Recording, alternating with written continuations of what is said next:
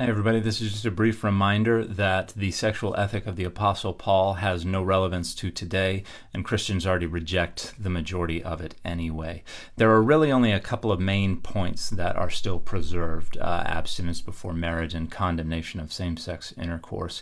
And those are preserved not because this is God's will or because the Bible says so. They're preserved because they have become convenient identity markers, and they have become useful in the structuring of power and values in favor of the identity politics and the boundary maintenance of the relevant groups. But everything else that Paul said about sex is dismissed as just not for us anymore.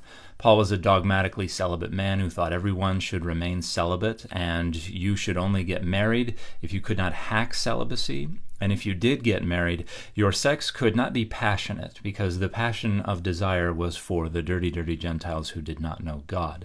Christian sex was to be holy and was to be honorable, and the point was prophylaxis. Paul, because of Greek philosophical frameworks, thought of sexual desire as a problematic product of our base material existence that we had to overcome.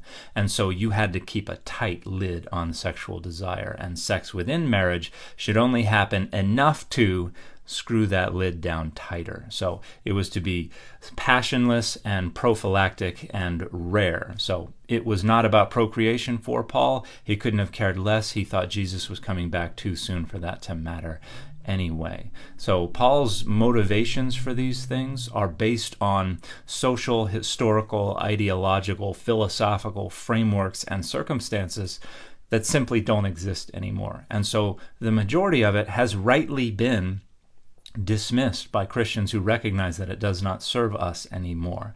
What we hold on to for rhetorical purposes, because it serves our structuring of power and values. And there will also come a time when those things are rejected as not for us anymore. It's just a matter of time. It's just a matter of when enough of us will decide that the utility to our boundary maintenance and our structuring of power and values is not worth the damage that it does to the lives, to the mental health, to the well-being of the people who are put in the crosshairs by the deployment of those things as identity markers.